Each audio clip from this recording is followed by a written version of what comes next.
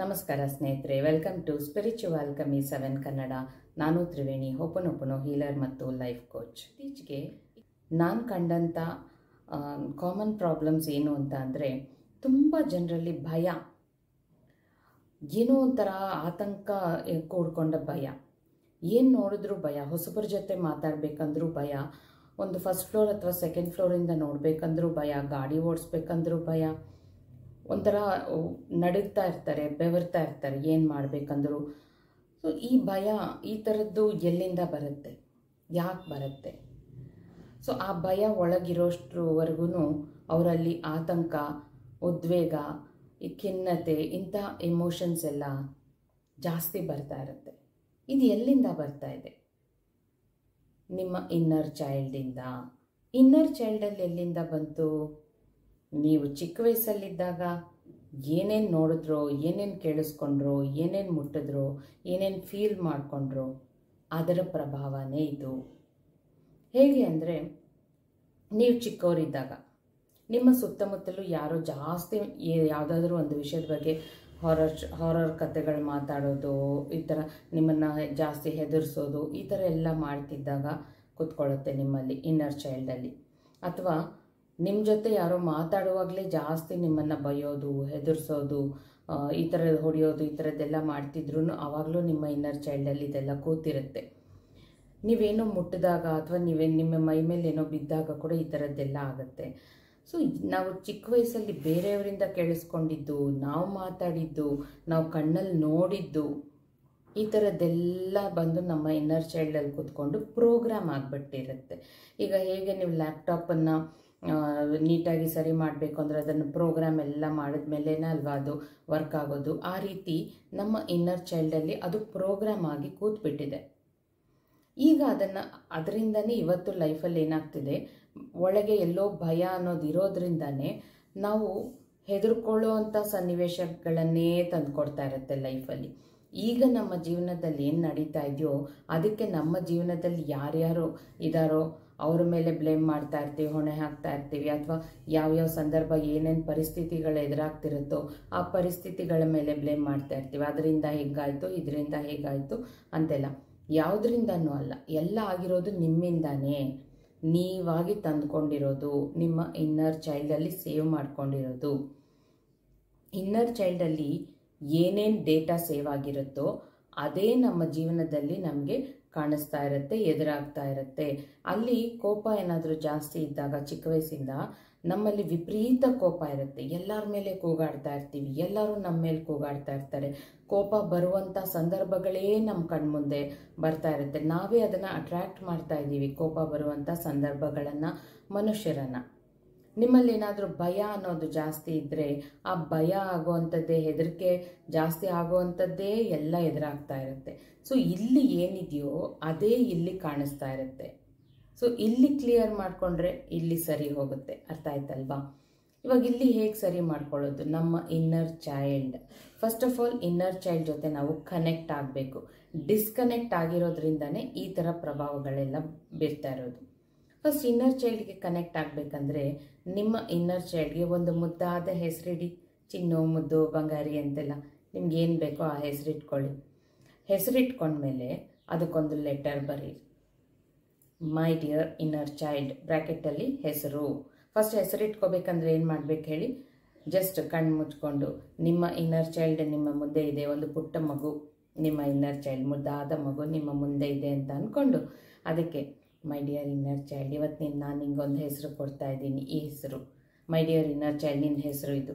My dear inner child, ನಿನ್ನ ಹೆಸರು ಚಿನ್ನು. My dear inner child, ನಿನ್ನ ಹೆಸರು ಚಿನ್ನು. ಮೈ ಡಿಯರ್ ಇನ್ನರ್ ಚೈಲ್ಡ್, ನಿನ್ನ ಹೆಸರು ಚಿನ್ನು. ಈ ಥರ ಒಂದು 7-8 ಸಲ ಹೇಳ್ಕೊಂಡ್ರೇ ಸಾಕು, ಅದಕ್ಕೆ ಗೊತ್ತಾಗ್ಬಿಡುತ್ತೆ. ಸೊ ಈಗ ಲೆಟರ್ ಬರೀರಿ ಇನ್ನರ್ ಚೈಲ್ಡ್ಗೆ. ಇಲ್ಲಿವರೆಗೂ ತಂದೆ ತಾಯಿಗೆ ಲೆಟರ್ ಬರೆದ್ರಿ, ಪೂರ್ವಿಕರಿಗೆ ಲೆಟರ್ ಬರೆದ್ರಿ, ಮನಿಗೆ ಲೆಟರ್ ಬರೆದ್ರಿ. ಈಗ ಇನ್ನರ್ ಚೈಲ್ಡ್ಗೆ ಲೆಟರ್ ಬರೀರಿ. ಆ ಹಳೆ ಡೇಟಾನ, ಹಳೆ ಪ್ರೋಗ್ರಾಮ್ಸನ್ನೆಲ್ಲ ಇನ್ನರ್ ಚೈಲ್ಡಿಂದ ತೆಗಿಯೋಕೆ ಇದು ಮಾಡ್ತಾ ಇರೋದು. ಸೊ ಈಗ ಲೆಟರಲ್ಲಿ ಏನು ಬರೀತೀರಾ? ಮೈ ಡಿಯರ್ ಇನ್ನರ್ ಚೈಲ್ಡ್ ಚಿನ್ನು ಅಂತ ಬರ್ಕೊಳ್ಳಿ. ನೀವೇನು ಹೆಸರು ಇಟ್ಕೊಂಡಿದ್ದೀರೋ ಆ ಹೆಸರನ್ನೇ ಬರ್ಕೊಳ್ಳಿ. ಬರೆದಾದ ನಂತರ ನಿನಗೆ ನಾನು ಇಲ್ಲಿವರೆಗೂ ತುಂಬ ನೋವುಗಳನ್ನು ಕೊಟ್ಟಿದ್ದೀನಿ, ನಿನಗೆ ಭಯ ಕೊಟ್ಟಿದ್ದೀನಿ, ದುಃಖ ಕೊಟ್ಟಿದ್ದೀನಿ, ಕೋಪ ಕೊಟ್ಟಿದ್ದೀನಿ, ಖಿನ್ನತೆ ಕೊಟ್ಟಿದ್ದೀನಿ. ಇದೆಲ್ಲ ನನಗೆ ಗೊತ್ತಿಲ್ಲದೆ ಆಗಿರೋದು. ಅದೆಲ್ಲ ನನ್ನದಲ್ಲ, ಬೇರೆ ಯಾರಿಂದನೋ ಬಂದಿದ್ದು, ಏನೋ ನೋಡಿಕೊಂಡು ತಂದ್ಕೊಂಡಿದ್ದು, ಏನೋ ಕೇಳಿಸ್ಕೊಂಡು ತಂದ್ಕೊಂಡಿದ್ದು. ಹಾಗಾಗಿ ದಯವಿಟ್ಟು ನನ್ನನ್ನು ಕ್ಷಮಿಸ್ಬಿಡು. ನಾನು ಯಾವಾಗಲೂ ನಿನ್ನ ಬಗ್ಗೆ ಯೋಚನೆ ಮಾಡಲೇ ಇಲ್ಲ. ನಿನ್ನನ್ನು ಒಂಟಿಯಾಗಿ ಬಿಟ್ಬಿಟ್ಟಿದ್ದೆ. ನೀನಿರೋದೇ ನಾನು ಗಮನಿಸಲೇ ಇಲ್ಲ. ಅದಕ್ಕೆ ದಯವಿಟ್ಟು ನನ್ನನ್ನು ಕ್ಷಮಿಸ್ಬಿಡು. ಈ ರೀತಿ ನೀವಿನ್ನೂ ಏನೇನು ಹೇಳೋಕೆ ಇಷ್ಟಪಡ್ತೀರಾ ನಿಮ್ಮ ಇನ್ನರ್ ಚೈಲ್ಡ್ಗೆ, ನಿಮ್ಮ ಸ್ವಂತ ಭಾವನೆಗಳನ್ನು ವ್ಯಕ್ತಪಡಿಸಿ ಬರೀರಿ. ಬರೆದುಬಿಟ್ಟು ಇನ್ನು ಮುಂದೆ, ಈಗ ನನ್ನ ತಪ್ಪಿನ ಅರಿವಾಗಿರೋದ್ರಿಂದ ನಾನು ಇನ್ನು ಮುಂದೆ ನಿನ್ನನ್ನು ಒಂಟಿಯಾಗಿ ಬಿಟ್ಟು ಹೋಗಲ್ಲ. ಯಾರು ಬೇರೆಯವರು ನನ್ನನ್ನು ಕೀಳಾಗಿ ನೋಡಿದ್ರೆ ಏನಂತೆ, ನನಗೆ ನೀನಿದೆಯಾ ಸಾಕು, ನಿನಗೆ ನಾನಿದ್ದೀನಿ. ಯಾರು ನನ್ನನ್ನು ಪ್ರೀತಿಸಿದ್ರೆ ಏನಂತೆ, ಪ್ರೀತಿಸಿಲ್ಲ ಅಂದರೆ ಏನಂತೆ, ನಾನು ನಿನ್ನನ್ನು ಪ್ರೀತಿಸ್ತೀನಿ, ನೀನು ನನ್ನನ್ನು ಪ್ರೀತಿಸ್ತೀಯ. ಈ ರೀತಿ ಎಲ್ಲ ಬರ್ಕೊಳ್ಳಿ. ಮನಸ್ಸಲ್ಲಿ ಏನೇನು ಭಾವನೆಗಳು ಬರುತ್ತೋ ಎಲ್ಲನೂ ಬರ್ಕೊಳ್ಳಿ. ಏನೇ ಆದರೂ ಯಾವಾಗಲೂ ನೀನು ನನ್ನ ಜೊತೆನೇ ಇದೆಯಾ ಇನ್ನರ್ ಚೈಲ್ಡ್ ಚಿನ್ನು. ಅದಕ್ಕೆ ಥ್ಯಾಂಕ್ ಯು ಸೋ ಮಚ್. ತುಂಬ ಹೃದಯದ ಧನ್ಯವಾದಗಳು.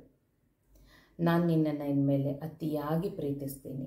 ಯಾಕೆಂದರೆ ನಾನು ಹುಟ್ಟಿದಾಗಿಂದ ನನ್ನ ಕೊನೆಯ ಉಸಿರಿನವರೆಗೆ ನನ್ನ ಜೊತೆ ಇರೋದು ನೀನೇ. ಹಾಗಾಗಿ ಇನ್ನು ಮುಂದೆ ನನಗೆ ನೀನು ತುಂಬ ಮುಖ್ಯ. ನಾನು ನಿನಗೆ ಪ್ರಾಮುಖ್ಯತೆ ಕೊಡ್ತೀನಿ, ನಿನ್ನನ್ನು ತುಂಬ ಪ್ರೀತಿಸ್ತೀನಿ, ಯಾವಾಗಲೂ ನಿನ್ನ ಜೊತೆ ಸಂಪರ್ಕದಲ್ಲೇ ಇರ್ತೀನಿ. ಈ ರೀತಿ ಎಲ್ಲ ನಿಮ್ಮ ಭಾವನೆಗಳನ್ನೆಲ್ಲ ಬರೆದು ಇತಿ ನಿನ್ನ ಅಂತ ಬರೆದು ನಿಮ್ಮ ಹೆಸರು ಬರ್ಕೊಳ್ಳಿ. ಇದನ್ನು ಸುಟ್ಟುಬಿಡಿ. ಸುಟ್ಟುಬಿಟ್ಟು ಬೂದಿನ ಆಕಾಶಕ್ಕೆ ತೋರಿಸಿ ಥ್ಯಾಂಕ್ ಯು ಯೂನಿವರ್ಸ್ ಅಂತ ಉಫ್ ಅಂತ ಓದ್ಬಿಡಿ. ಯಾವ ಟೈಮಲ್ಲಾದರೂ ಬರಿಬೋದು. ನಿಮ್ಮ ಡೌಟ್ಸ್ಗೆ ಈಗ ಆನ್ಸರ್ ಕೊಡ್ತೀನಿ. ಯಾವ ಟೈಮಲ್ಲಾದರೂ ಬರಿಬೋದು, ಯಾವ ಕಲರ್ ಪೆನ್ನಲ್ಲಾದರೂ ಬರಿಬೋದು, ಯಾವ ಟೈಮಲ್ಲಿ ಬೇಕಾದ್ರೂ ಸುಡ್ಬೋದು. ಸೊ ಇನ್ನು ಏನೇನು ಕೇಳ್ಬೋದು ನೀವು, ನೋಡೋಣ ಇನ್ನು ಏನೇನು ಕೇಳ್ತೀರಾ ಅಂತ. ಸೊ ಆ ಇನ್ನರ್ ಚೈಲ್ಡ್ಗೆ ನೀವು ಏನೇನು ಕಷ್ಟಗಳನ್ನು, ಏನೇನು ನೋವುಗಳನ್ನು ಅನುಭವಿಸಿದ್ರೆ ನಿಮ್ಮ ಚಿಕ್ಕ ವಯಸ್ಸಿಂದ, ಅದನ್ನೆಲ್ಲ ನೀವಾಗೇ ಇನ್ನರ್ ಚೈಲ್ಡ್ಗೆ ಹಾಕಿರೋದ್ರಿಂದ ಕ್ಷಮೆಯನ್ನು ಕೇಳಿಬಿಟ್ಟು ಧನ್ಯವಾದಗಳನ್ನು ಹೇಳಿ ನಿಮ್ಮ ಪ್ರೀತಿಯನ್ನು ತಿಳಿಸಿ ಬರೆದು ಸುಟ್ಟು ಯೂನಿವರ್ಸಿಗೆ ಕೊಡಿ. ಯಾಕೆಂದರೆ ಬರೆದಾಗ ಇನ್ನರ್ ಚೈಲ್ಡ್ಗೆ ಬೇಗ ಕ್ಯಾಚ್ ಆಗುತ್ತೆ, ಬೇಗ ಅದು ತಗೊಳ್ಳುತ್ತೆ, ಅರ್ಥ ಮಾಡ್ಕೊಳ್ಳುತ್ತೆ. ಸೊ ಮನಸ್ಸಿನ ಭಾವನೆಗಳನ್ನು ನಾವು ಆ ಥರ ಬರೆದಾಗ ನಮ್ಮ ಇನ್ನರ್ ಚೈಲ್ಡ್ಗೆ ಅರ್ಥ ಆಗುತ್ತೆ. ಓಕೆ, ಹೌದಾ, ನಿಜನಾ ಅಂತ ಅದು ನಂಬುತ್ತೆ. ಈ ಬರೆದ ನಂತರ ಏನಾಗುತ್ತೆ ಹೇಳಿ, ಇಲ್ಲಿಂದ ಇಳಿಸ್ಕೊಂಡಿದ್ದೀವಿ, ಆದರೂ ಅದ್ರ ಜೊತೆ ಕನೆಕ್ಟ್ ಆಗಬೇಕಲ್ಲ ನಾವು. ಸೊ ದಿನ ಏನು ಮಾಡಿ, ಕನ್ನಡಿಯಲ್ಲಿ ನಿಮ್ಮ ಕಣ್ಣಲ್ಲೇ ನೋಡಿಕೊಂಡು ಮಾತಾಡ್ಕೊಳ್ಳಿ. ನಿಮ್ಮ ಆ ಚಿನ್ನು, ಮುದ್ದು, ಆ ಥರ ಏನೇ ಹೆಸರು ಇಟ್ಕೊಂಡಿದ್ರು ನಿಮ್ಮದು, ಆ ಹೆಸರನ್ನು ಹೇಳಿಕೊಂಡು, ನೀನಂದರೆ ನನಗೆ ತುಂಬ ಇಷ್ಟ, ನಾನು ನಿನ್ನನ್ನು ತುಂಬ ಪ್ರೀತಿಸ್ತೀನಿ. ಯಾಕೆಂದರೆ ನಾನು ಎಲ್ಲಿದ್ದರೂ ಏನೇ ಮಾಡ್ತಿದ್ರು ನಾನು ಒಂಟಿ ಅನ್ನೋ ಫೀಲಿಂಗೇ ನನಗಿಲ್ಲ. ಯಾಕೆಂದರೆ ನೀನಿದೆಯಾ ನನ್ನ ಜೊತೆ. ಹಾಗಾಗಿ ಐ ಲವ್ ಯು. ಸೊ ನಾವಿಬ್ಬರು ಜೊತೆಗಿದ್ರೆ ಬೇರೆ ಯಾರು ಬೇಕು ನಮಗೆ ಅಲ್ವಾ. ಸೊ ಖುಷಿಯಾಗಿರೋಣ. ಇನ್ಮೇಲೆ ಸಣ್ಣ ಪುಟ್ಟ ಖುಷಿಗಳನ್ನು ನೋಡಿ ನಾವು ಸಂತೋಷ ಪಡೋಣ. ಈ ಥರ ಏನು ಬೇಕಾದ್ರೂ ಮಾತಾಡ್ಕೊಳ್ಳಿ, ಆದರೆ ಒಂದು 5 ನಿಮಿಷವರೆಗೂ ನಿಮ್ಮ ಕಣ್ಣಲ್ಲೇ ನೀವು ನೋಡಿಕೊಂಡು ಈ ಥರ ಏನಾದರೂ ಮಾತಾಡ್ಕೊಳ್ಳಿ. ನೆಗೆಟಿವ್ ಬೇಡ, ಓನ್ಲಿ ಪಾಸಿಟಿವ್ ಆಗಿ ಮಾತಾಡ್ಕೊಳ್ಳಿ. ಓಕೆ, ಈ ಥರ ಮಾಡೋದ್ರಿಂದ ಏನಾಗುತ್ತೆ, ನಿಮ್ಮ ಕಣ್ಣಲ್ಲೇ ನೀವು ನೋಡಿಕೊಂಡು ಆ ಇನ್ನರ್ ಚೈಲ್ಡ್ಗೆ ಹೇಳಿರೋ ಹೆಸರನ್ನು ಹೇಳ್ಕೊಂಡು ಮಾತಾಡೋದ್ರಿಂದ ನಿಮ್ಮ ಇನ್ನರ್ ಚೈಲ್ಡ್ಗೆ ಕನೆಕ್ಟ್ ಆಗ್ತೀರಾ. ಆದರೂ ಇನ್ನೂ ಎಲ್ಲೋ ಒಂದು ಕಡೆ ಇನ್ನರ್ ಚೈಲ್ಡಲ್ಲಿ ಗಾಯಗಳೇನಾದರೂ ಆಗಿದ್ದಲ್ಲಿ ಅದನ್ನು ಇನ್ನರ್ ಚೈಲ್ಡ್ ಮೆಡಿಟೇಷನ್ಸ್ ಇದೆ, ನಾನು ಪೋಸ್ಟ್ ಮಾಡಿದ್ದೀನಲ್ವ, ಅದನ್ನು ಹಾಕ್ಕೊಂಡು ನೀವು ಇನ್ನರ್ ಚೈಲ್ಡ್ ಮೆಡಿಟೇಷನ್ನ ಮಾಡಿ ಹೀಲ್ ಮಾಡ್ಕೊಳ್ಳಿ ಆಗಿರೋ ಗಾಯಗಳನ್ನು. ಈಗ ಈ ಥರ ಕನೆಕ್ಟ್ ಆಗಿ, ಈ ಥರ ಆದರೆ ಏನಾಗುತ್ತೆ, ಆ ಹಳೆ ಡೇಟಾನೆಲ್ಲ ತೆಗೆದಾಕಿರ್ತೀವಿ. ಈಗ ಹೊಸ ಪ್ರೋಗ್ರಾಮ್, ಈ ಪ್ರೋಗ್ರಾಮ್ ಅಂದರೆ ಈಗ ಕಂಪ್ಯೂಟರ್ಗೆ ನಾವು ಪ್ರೋಗ್ರಾಮ್ ಮಾಡಿದ್ರೇ ಅದು ಆ ಸಿಸ್ಟಮ್ ಪರ್ಫೆಕ್ಟಾಗಿ ವರ್ಕ್ ಆಗುತ್ತಲ್ವ. ಅದೇ ಥರ ಯಾವ ಥರ ಪ್ರೋಗ್ರಾಮ್ಸ್ ಕೊಟ್ಟಿರ್ತಾರೋ ಅದೇ ಥರನೇ ಅದು ವರ್ಕ್ ಆಗುತ್ತೆ. ಅದೇ ಥರನೇ ನಮ್ಮ ಇನ್ನರ್ ಚೈಲ್ಡ್ ಕೂಡ ನಾವು ಏನೇನು ಪ್ರೋಗ್ರಾಮ್ಸನ್ನು ಹಾಕಿಡ್ತಾ ಇರ್ತೀವೋ ಅದೇ ನಮ್ಮ ಜೀವನದಲ್ಲಿ ಅದು ತಂದು ಕೊಡುತ್ತೆ.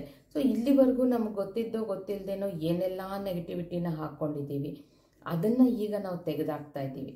ಸೊ ಈಗ ನಮಗೆ ಒಳ್ಳೆಯದು ಕೆಟ್ಟದ್ದು ಎಲ್ಲ ಗೊತ್ತಲ್ವಾ.